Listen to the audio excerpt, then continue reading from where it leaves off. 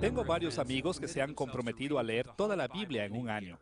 Pero en más de una ocasión, estos amigos se me han acercado y me han dicho, Richard, cuando comencé a leer los profetas del Antiguo Testamento, me sentí como perdido en un bosque enorme y oscuro. Lo mismo nos pasa a muchos de nosotros. Comenzamos a pensar que conocemos a los profetas, pero muy pronto nos damos cuenta de que damos vueltas y vueltas por desconocer tanto el terreno de los profetas del Antiguo Testamento. En esta lección comenzaremos a obtener cierta familiaridad con el terreno de esta parte de la Biblia. Hemos titulado esta lección Análisis literario de los profetas. En esta lección nos enfocaremos en tres tipos diferentes de literatura que encontramos en toda la profecía del Antiguo Testamento. Primero, las narraciones históricas, esto es, historias que informan acontecimientos que ocurrieron en la vida de los profetas. Segundo, comunicación con Dios, pasajes que informan las alabanzas y las oraciones de los profetas cuando se dirigían a Dios. Y tercero, comunicación con las personas, los discursos que los profetas dirigieron a sus contemporáneos humanos. El entendimiento de cómo aparecen estos tipos de literatura en los libros proféticos nos proveerá un mapa que nos llevará a los tesoros que nos aguardan en esta parte de la Biblia. Veamos primero las narraciones históricas. A todos nos gustan las buenas historias. Por eso muchos de nosotros leemos libros y vemos películas. Las historias hacen más que solo informarnos. También despiertan nuestra imaginación y nos cambian de maneras que a veces son inimaginables. Cuando pensamos en la Biblia, sabemos que hay muchas narraciones o historias en la Biblia. Usualmente pensamos en las historias de Génesis o Éxodo, pero debemos notar que también hay muchas narraciones aún en los libros proféticos del Antiguo Testamento. Las narraciones históricas dominan absolutamente el terreno de varios libros proféticos. El primero en la lista es el libro de Jonás. De principio a fin nos cuenta la historia de Jonás y su ministerio en la ciudad de Nínive. Una porción grande del libro de Daniel también es una narración histórica. Las visiones y profecías de Daniel están puestas en el contexto de acontecimientos históricos. Además de estos, hay varios capítulos del libro de Jeremías y Ezequiel que también son relatos históricos.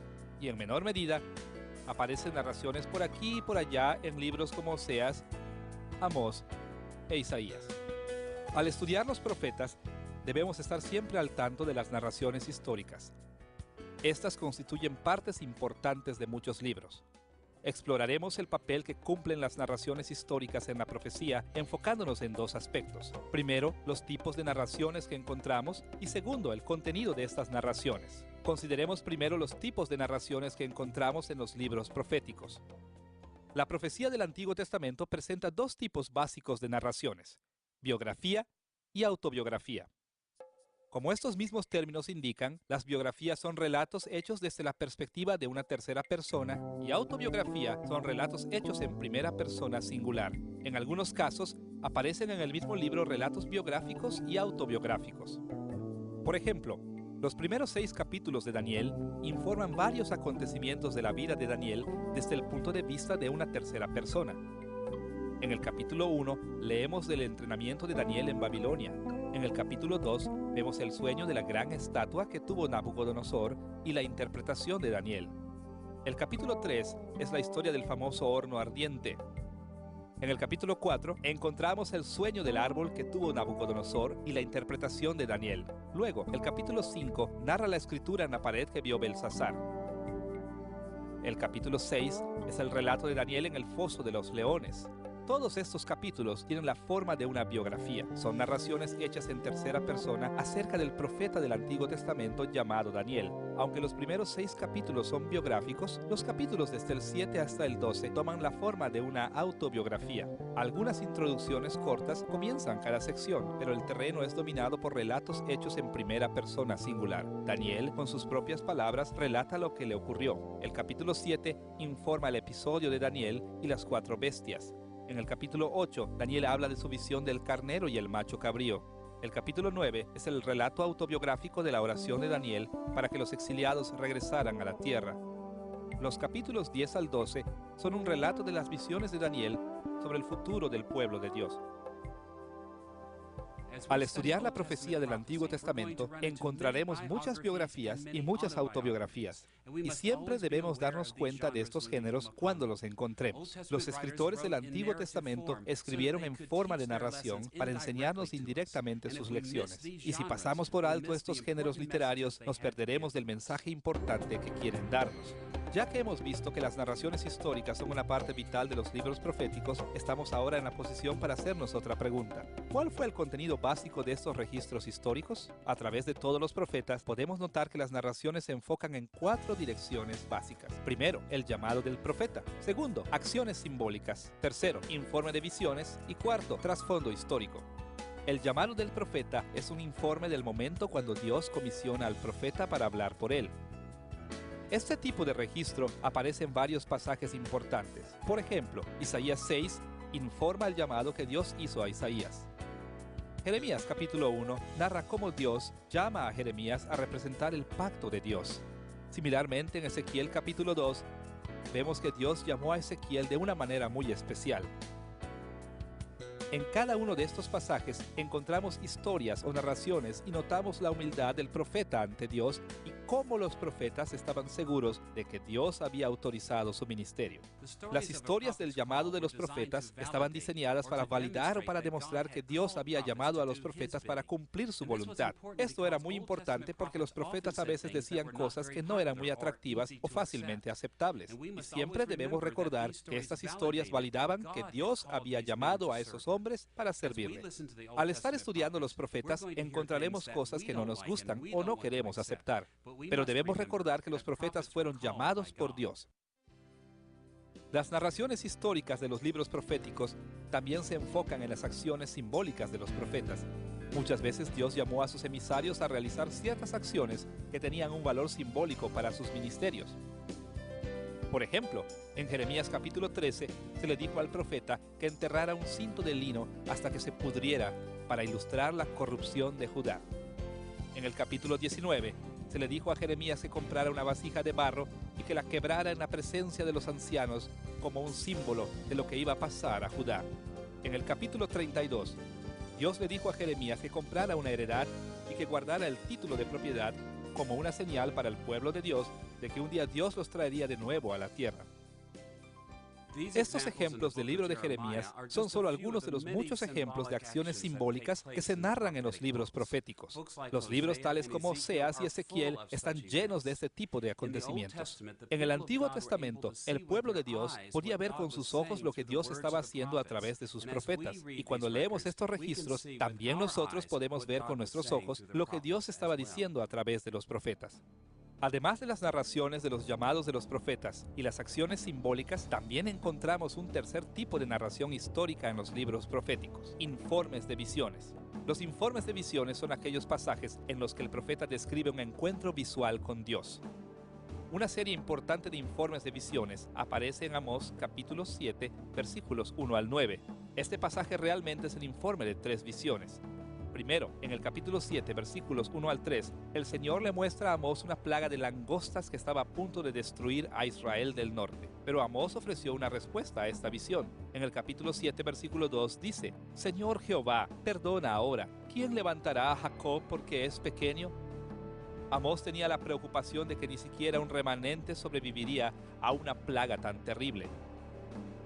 En el versículo 3, Dios decide no enviar las langostas.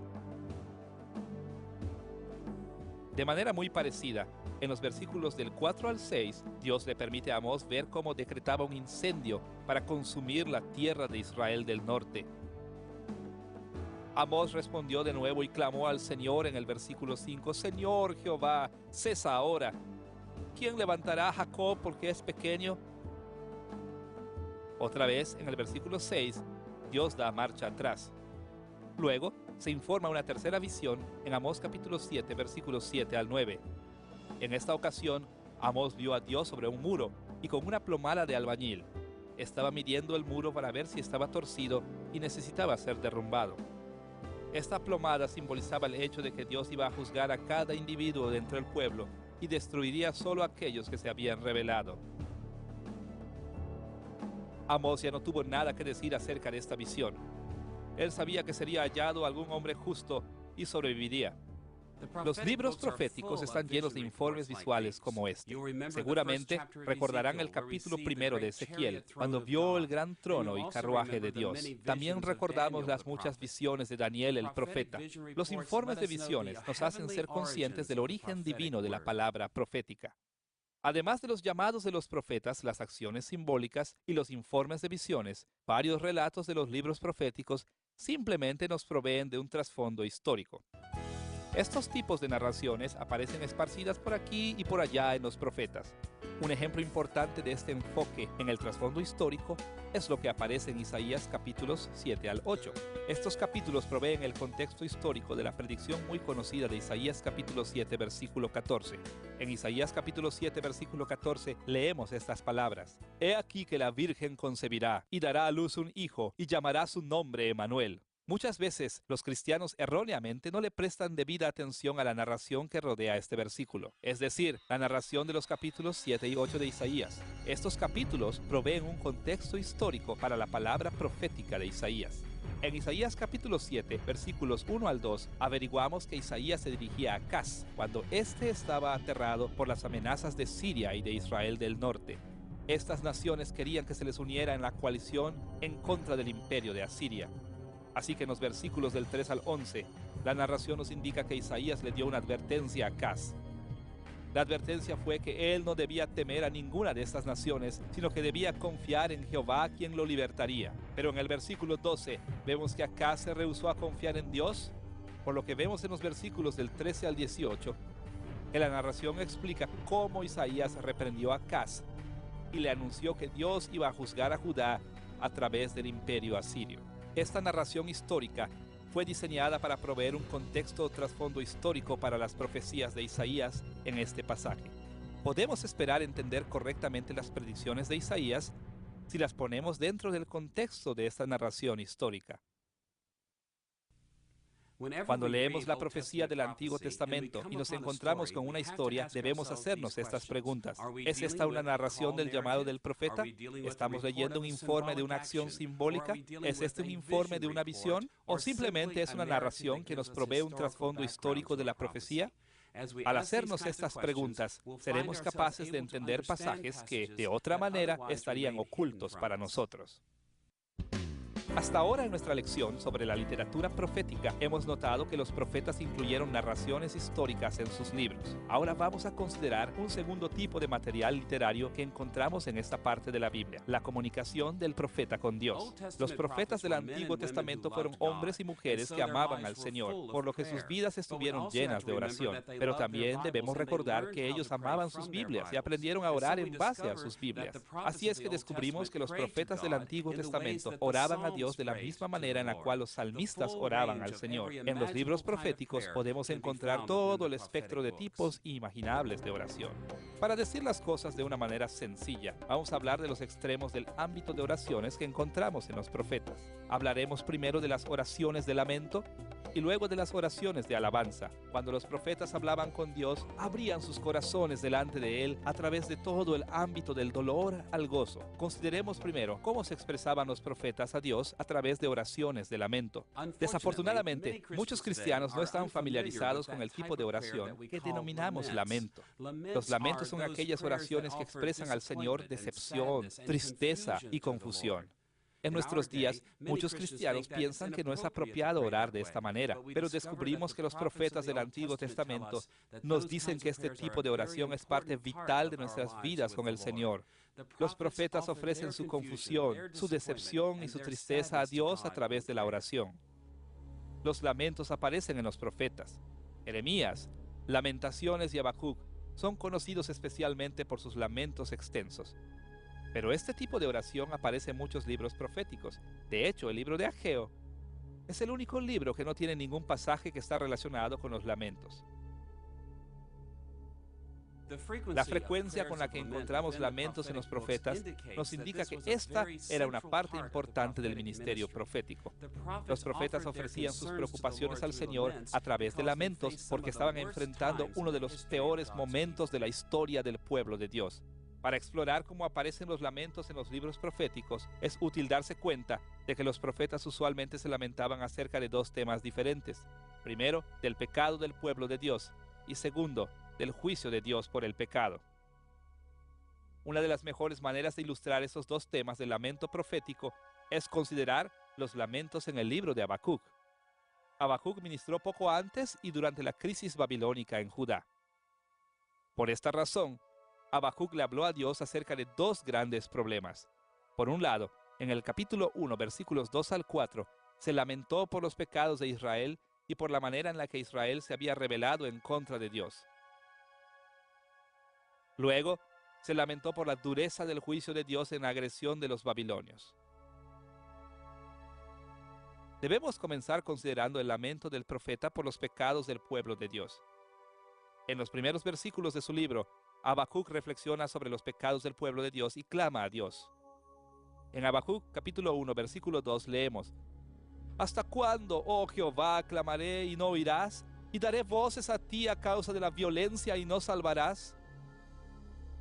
Habacuc estaba profundamente contrariado por el hecho de que Dios no había escuchado sus oraciones por la condición moral de Judá. Como muchos otros profetas, Habacuc estaba muy preocupado por la injusticia desenfrenada que reinaba en la tierra. Por eso leímos en el capítulo 1, versículo 4, por lo cual la ley es debilitada y el juicio no sale según la verdad, por cuanto el impío asedia al justo, por eso sale torcida la justicia. Habacuc estaba contrariado porque Dios no había reaccionado con juicio en contra del pecado de su pueblo. Se sentía frustrado y desamparado.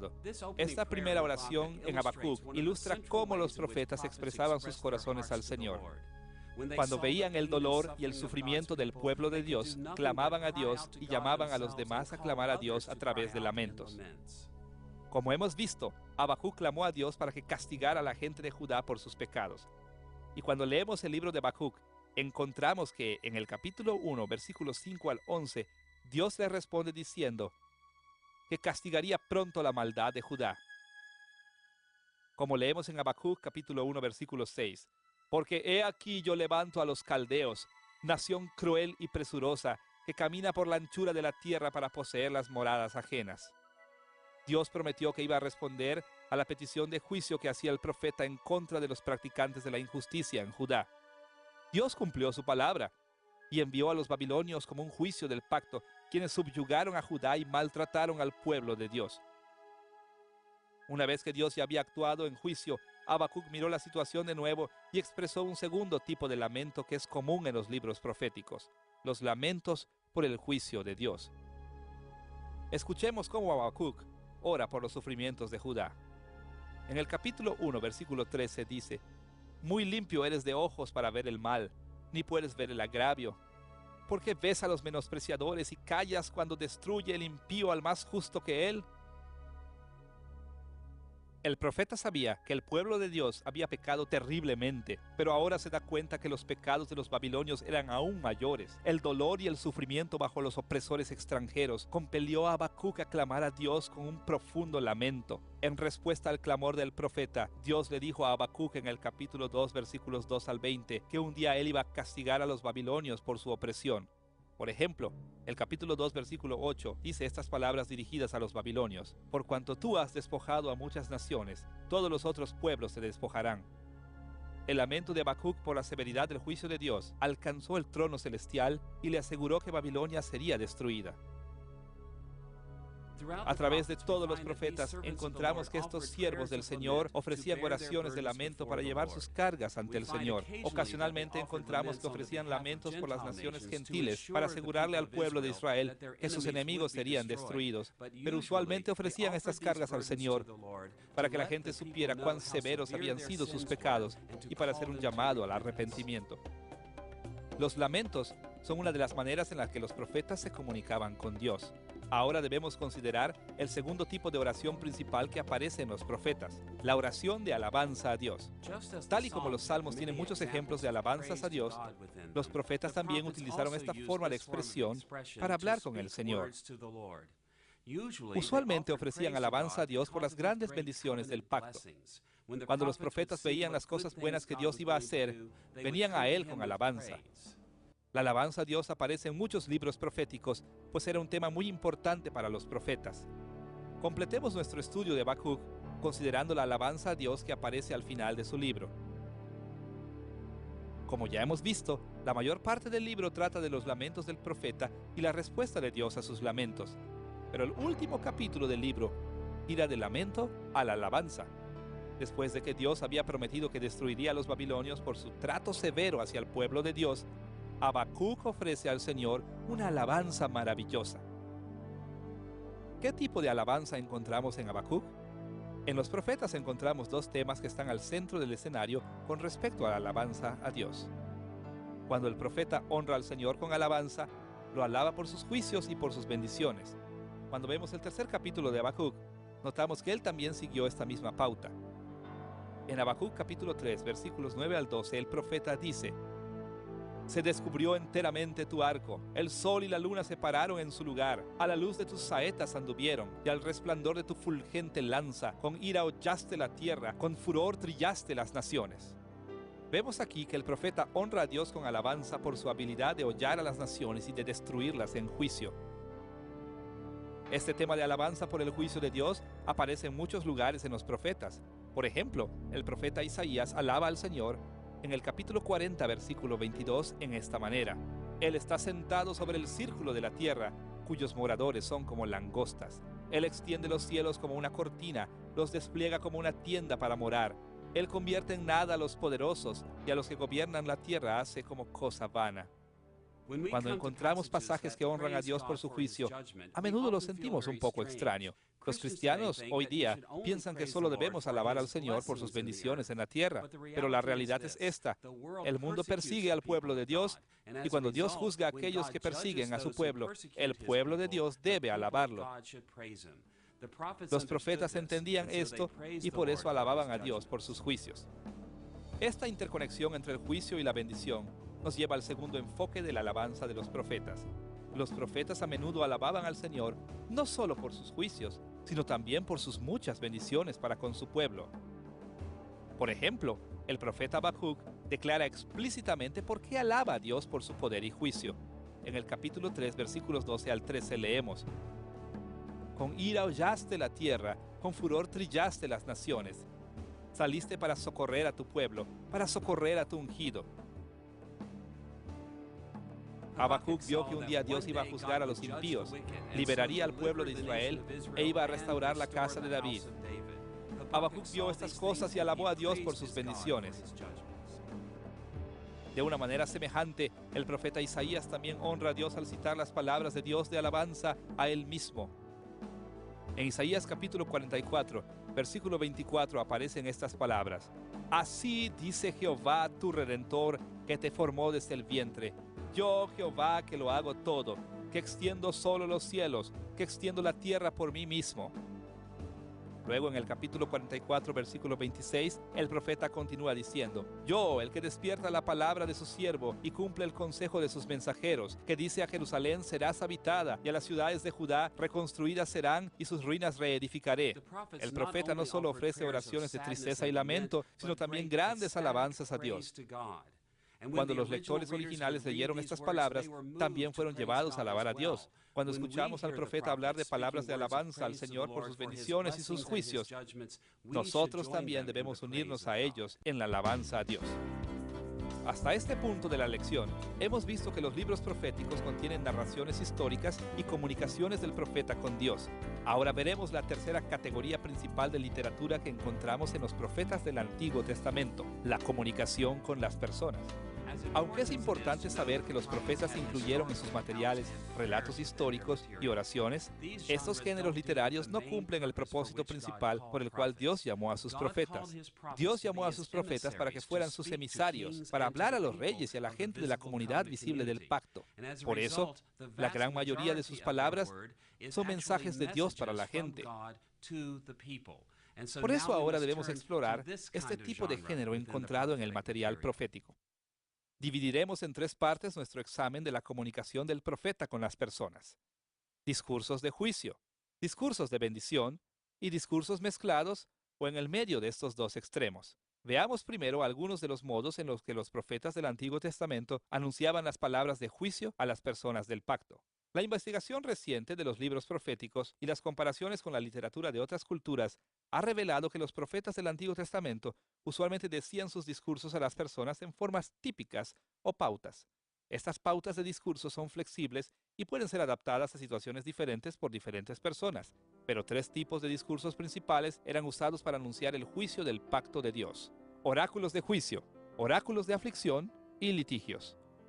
Veamos primero los oráculos de juicio. Los oráculos de juicio son los tipos de discurso más simple que aparecen en los profetas del Antiguo Testamento. Un oráculo de juicio típico tiene dos componentes principales. Primero, hay una acusación en la que el profeta llama la atención hacia los pecados del pueblo de Dios. Segundo, hay una sentencia en la que el profeta anuncia qué tipo de maldición del pacto experimentará el pueblo por sus pecados. Algunas veces estos dos componentes se presentan en orden inverso, o el profeta alterna entre el uno y el otro. En algunas ocasiones el oráculo de juicio se abrevia, teniendo solo una acusación o la sentencia.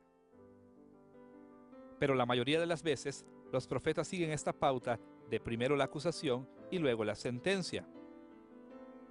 Por ejemplo, el profeta Amós expresó un oráculo de juicio en contra de Samaria en Amós capítulo 4, versículos 1 al 3. Él comenzó con una acusación en contra de las mujeres ricas y glotonas de Samaria. En el capítulo 4, versículo 1 leemos: Oíd esta palabra, vacas de Basán, que estáis en el monte de Samaria, que oprimís a los pobres y quebrantáis a los menesterosos, que decís a vuestros señores: traed y beberemos. Vemos aquí que Amós acusa a las mujeres de Samaria de perjudicar a los pobres de Israel del norte. En lugar de llenar las necesidades de los pobres, simplemente llaman a sus esposos para satisfacer su gula. De una manera que es común en los oráculos de juicio, Amós capítulo 4, versículos 2 al 3, enseguida anuncia la sentencia en contra de las que habían quebrantado esta responsabilidad del pacto.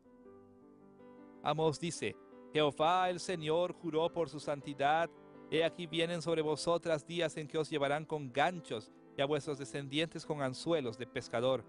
Y saldréis por las brechas una tras otra y seréis echadas del palacio, dice Jehová.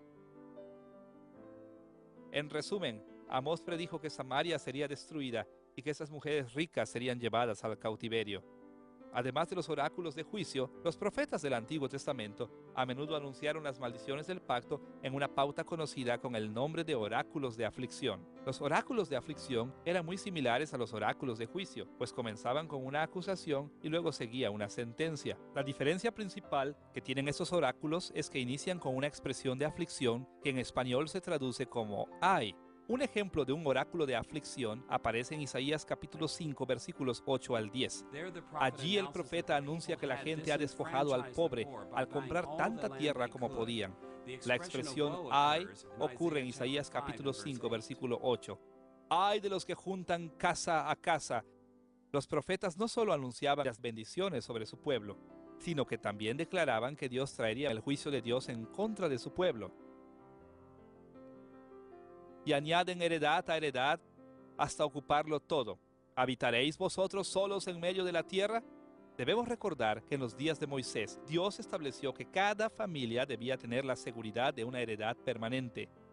En los días de Isaías, sin embargo, los ricos de Judá habían violado esta sanción del pacto al comprar todas las propiedades que podían. Así que en Isaías capítulo 5, versículos 9 al 10, el profeta declara la sentencia en contra de estos violadores del pacto.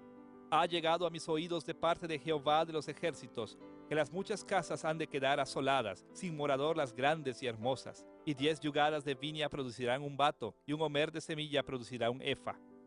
Vemos aquí que, como en muchas otras profecías, el castigo va de acuerdo con el delito. Los ricos habían buscado la seguridad y las ventajas financieras recolectando propiedades, pero Dios se iba a encargar de que sus esfuerzos fueran en vano. Los oráculos de aflicción como este aparecen en los libros proféticos. Además de los oráculos de juicio y de aflicción, los profetas también pronunciaron las maldiciones del pacto en la forma de litigios. La palabra hebrea, riv, a menudo se asocia con esta forma de discurso. Normalmente el término riv significa contender o luchar, pero tomó un significado especial para los profetas. Indica una contienda legal. Es un término técnico que indica un proceso legal o un litigio que tiene lugar en la corte celestial de Jehová el Gran Rey. Ya hemos visto que los profetas a menudo tenían visiones del cielo, del trono celestial de Dios. Y muchas veces el trono celestial de Dios era visto como un tribunal de justicia y en consecuencia se escucha terminología legal. Dios es el fiscal y el juez. Los testigos son llamados en contra del pueblo de Dios y la gente son la parte acusada por Dios. Usualmente no encontramos en los profetas un litigio detallado, pero muchas veces encontramos lo que podríamos llamar litigios modificados. Un RIF o litigio puede contener muchos elementos. Como podríamos esperar en cualquier escena de un juicio legal, hay un citatorio para el juicio. Los testigos son identificados. Luego, Dios menciona cuán bueno ha sido para con el acusado y se dan cierto tipo de respuestas, a veces por el profeta mismo. Luego viene la acusación de Dios, seguida de la sentencia. Uno de los mejores ejemplos de un litigio completo aparece en Miqueas capítulo 6, versículos 1 al 16. Escuchamos el citatorio para el juicio en el versículo 1. Oíd ahora lo que dice Jehová, levántate, contiende contra los montes y oigan los collados tu voz. Luego, en el versículo 2, se dirige a los testigos. Oíd montes y fuertes cimientos de la tierra, el pleito de Jehová. Luego de estas palabras a los testigos, Dios le recuerda a su pueblo de su bondad hacia ellos.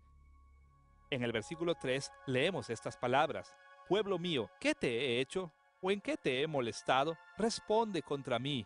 Luego, Miqueas el profeta habla en nombre del pueblo respondiendo humildemente la pregunta de Dios en los versículos 6 al 8. Él dice en el versículo 6, ¿con qué me presentaré ante Jehová y adoraré al Dios Altísimo? Luego, admitiendo la culpabilidad de la nación, Miqueas concluye esto en el versículo 8. Oh hombre, Él te ha declarado lo que es bueno y qué pide Jehová de ti, solamente hacer justicia y amar la misericordia y humillarte ante tu Dios.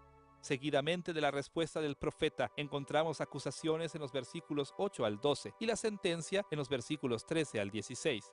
Los litigios, similares a los de este pasaje, aparecen en los profetas como una de las formas en las que Dios acusa y amenaza a su pueblo con el juicio. Como hemos visto, los profetas no solo anunciaban el juicio de Dios en contra de su pueblo, sino que también declaraban que Dios traería bendiciones sobre su pueblo. Básicamente hay dos maneras en las que los profetas anunciaban las bendiciones de Dios para su pueblo.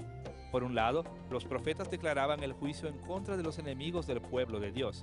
Por otro lado, anunciaban las bendiciones que vendrían directamente sobre el pueblo de Dios. Primero veamos cómo los juicios sobre los enemigos se convierten en una bendición para el pueblo de Dios.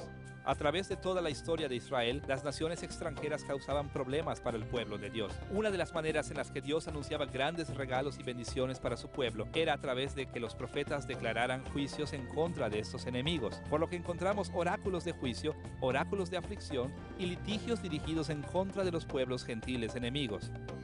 Por ejemplo, en Nahum capítulo 3, versículo 1, leemos estas palabras en contra de Nínive. ¡Ay de ti, ciudad sanguinaria, toda llena de mentira y de rapiña, sin apartarte del pillaje! Los oráculos de juicio, de aflicción y los litigios en contra de las naciones gentiles cumplían un doble propósito. Declaraban que Dios iba a destruir a los enemigos de Israel, pero también tenían el propósito positivo de asegurarle a Israel que Dios salvaría a su pueblo. Además de anunciar el juicio en contra de los enemigos, los profetas también traían esperanza para Israel, declarando oráculos de bendición.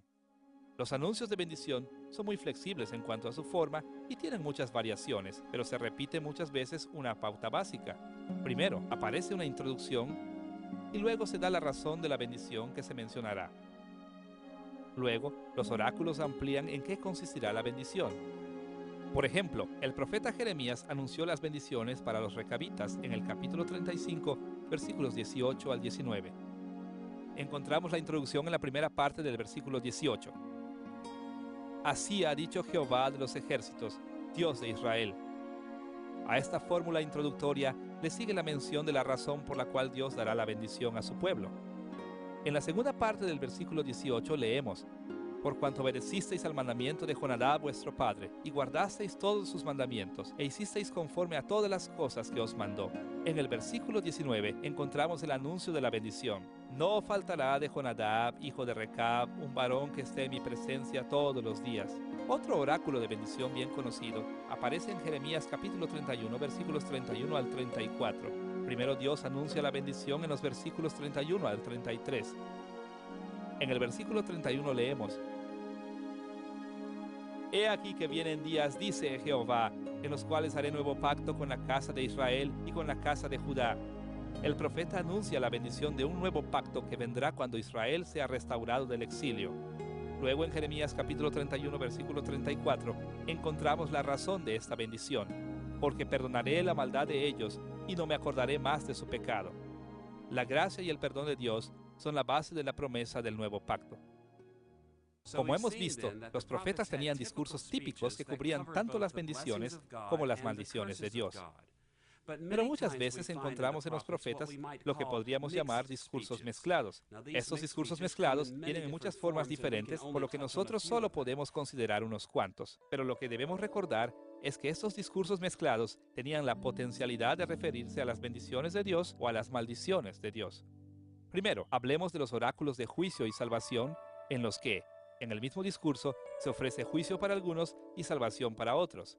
Isaías capítulo 57, versículos 14 al 21, es un buen ejemplo de un discurso mezclado con palabras de juicio para los malvados y salvación para los justos. Adicionalmente, muchas veces los profetas llamaron a la gente al arrepentimiento, advirtiéndoles del juicio y ofreciendo bendiciones para aquellos que se arrepintieran. Un ejemplo de un llamado al arrepentimiento puede encontrarse en Isaías capítulo 55, versículos 6 al 13. Allí el profeta llama al pueblo a arrepentirse de sus malos caminos. En otras ocasiones, los profetas llamaban a las personas a la guerra. Estos llamados están mezclados porque pueden ser llamados a la victoria o a la derrota. Por ejemplo, en Isaías capítulo 5, versículos 8 al 11, encontramos un llamado a la guerra para prepararse para el ataque del juicio de Dios. Otro ejemplo de discursos mezclados es la disputa profética. Los profetas entraban en disputas o discusiones con otros profetas. Por ejemplo, en Miqueas capítulo 2, versículos 6 al 11, el profeta argumenta en contra de los puntos de vista de los falsos profetas. Las disputas anunciaban ya sea las bendiciones o las maldiciones venideras. Finalmente, los profetas declaraban mensajes mezclados a través del género literario de la parábola. Las parábolas podían ser el anuncio positivo de la gracia de Dios o el anuncio negativo del juicio. Isaías capítulo 5, versículos 1 al 7 es un ejemplo poderoso de una parábola en los profetas. Allí el profeta Isaías compara a Israel con una viña.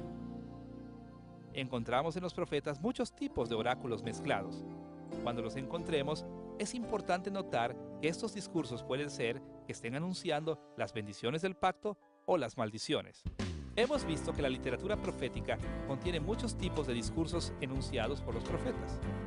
Además de las narraciones históricas y la comunicación con Dios, los profetas ocuparon la mayor parte de su tiempo trayendo la palabra de Dios a su pueblo.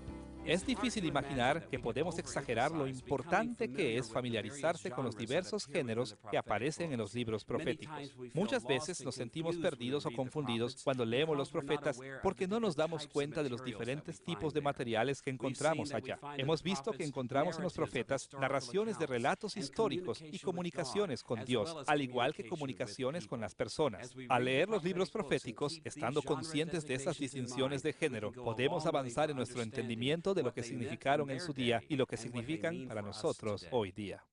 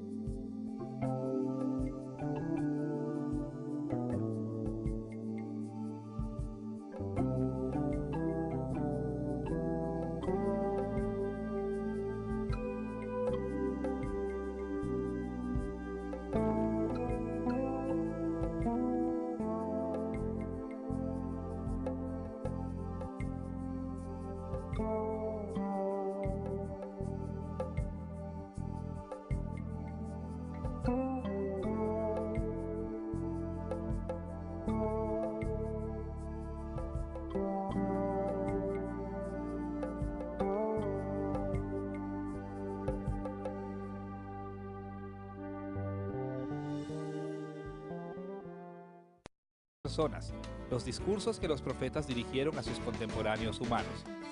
El entendimiento de cómo aparecen estos tipos de literatura en los libros proféticos nos proveerá un mapa que nos llevará a los tesoros que nos aguardan en esta parte de la Biblia. Veamos primero las narraciones históricas. A todos nos gustan las buenas historias. Por eso muchos de nosotros leemos libros y vemos películas. Las historias hacen más que solo informarnos. También despiertan nuestra imaginación y nos cambian de maneras que a veces son inimaginables. Cuando pensamos en la Biblia, sabemos que hay muchas narraciones o historias en la Biblia. Usualmente pensamos en las historias de Génesis o Éxodo, pero debemos notar que también hay muchas narraciones aún en los libros proféticos del Antiguo Testamento. Las narraciones históricas dominan absolutamente el terreno de varios libros proféticos. El primero en la lista es el libro de Jonás. De principio a fin nos cuenta la historia de Jonás y su ministerio en la ciudad de Nínive. Una porción grande del libro de Daniel también es una narración histórica. Las visiones y profecías de Daniel están puestas en el contexto de acontecimientos históricos. Además de estos, hay varios capítulos del libro de Jeremías y Ezequiel que también son relatos históricos. Y en menor medida, aparecen narraciones por aquí y por allá en libros como Oseas, Amós e Isaías. Las narraciones se enfocan en 4 direcciones básicas. Primero, el llamado del profeta. Segundo, acciones simbólicas. Tercero, informe de visiones. Y cuarto, trasfondo histórico. El llamado del profeta es un informe del momento cuando Dios comisiona al profeta para hablar por él. Este tipo de registro aparece en varios pasajes importantes. Por ejemplo, Isaías 6 informa el llamado que Dios hizo a Isaías. Jeremías capítulo 1 narra cómo Dios llama a Jeremías a representar el pacto de Dios. Similarmente, en Ezequiel capítulo 2, vemos que Dios llamó a Ezequiel de una manera muy especial. En cada uno de estos pasajes encontramos historias o narraciones y notamos la humildad del profeta ante Dios y cómo los profetas estaban seguros de que Dios había autorizado su ministerio. Las historias del llamado de los profetas estaban diseñadas para validar o para demostrar que Dios había llamado a los profetas para cumplir su voluntad. Esto era muy importante porque los profetas a veces decían cosas que no eran muy atractivas o fácilmente aceptables. Y siempre debemos recordar que estas historias validaban que Dios había llamado a esos hombres para servirle. Al estar estudiando los profetas, encontraremos cosas que no nos gustan o no queremos aceptar, pero debemos recordar que los profetas fueron llamados por Dios. Las narraciones históricas de los libros proféticos también se enfocan en las acciones simbólicas de los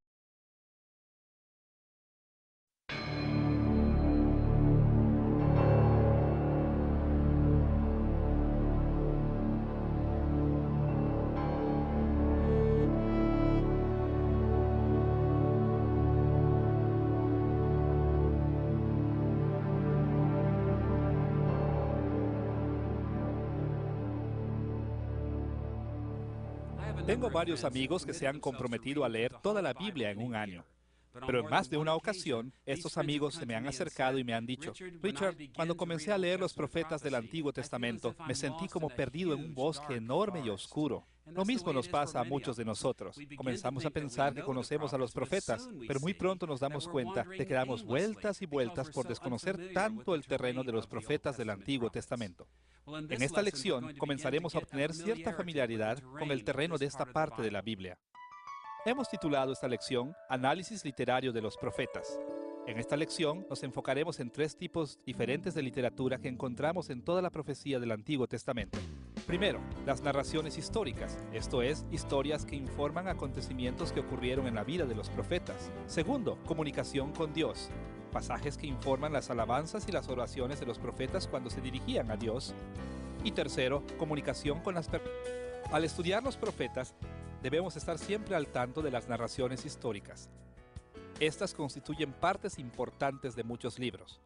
Exploraremos el papel que cumplen las narraciones históricas en la profecía, enfocándonos en 2 aspectos. Primero, los tipos de narraciones que encontramos y segundo, el contenido de estas narraciones. Consideremos primero los tipos de narraciones que encontramos en los libros proféticos. La profecía del Antiguo Testamento presenta 2 tipos básicos de narraciones: biografía y autobiografía. Como estos mismos términos indican, las biografías son relatos hechos desde la perspectiva de una tercera persona y autobiografía son relatos hechos en primera persona singular. En algunos casos, aparecen en el mismo libro relatos biográficos y autobiográficos.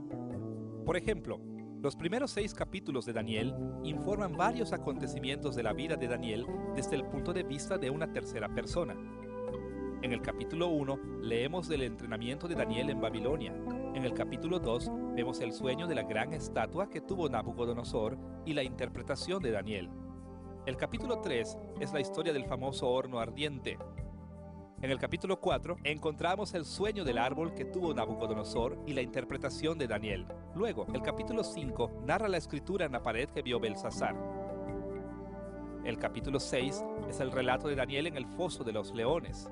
Todos estos capítulos tienen la forma de una biografía. Son narraciones hechas en tercera persona acerca del profeta del Antiguo Testamento llamado Daniel. Aunque los primeros 6 capítulos son biográficos, los capítulos desde el 7 hasta el 12 toman la forma de una autobiografía. Algunas introducciones cortas comienzan cada sección, pero el terreno es dominado por relatos hechos en primera persona singular. Daniel, con sus propias palabras, relata lo que le ocurrió. El capítulo 7 informa el episodio de Daniel y las 4 bestias. En el capítulo 8, Daniel habla de su visión del carnero y el macho cabrío. El capítulo 9 es el relato autobiográfico de la oración de Daniel para que los exiliados regresaran a la tierra. Los capítulos 10 al 12 son un relato de las visiones de Daniel sobre el futuro del pueblo de Dios. Al estudiar la profecía del Antiguo Testamento, encontraremos muchas biografías y muchas autobiografías, y siempre debemos darnos cuenta de estos géneros cuando los encontremos. Los escritores del Antiguo Testamento escribieron en forma de narración para enseñarnos indirectamente sus lecciones, y si pasamos por alto estos géneros literarios, nos perderemos del mensaje importante que quieren darnos. Ya que hemos visto que las narraciones históricas son una parte vital de los libros proféticos, estamos ahora en la posición para hacernos otra pregunta. ¿Cuál fue el contenido básico de estos registros históricos? A través de todos los profetas podemos notar que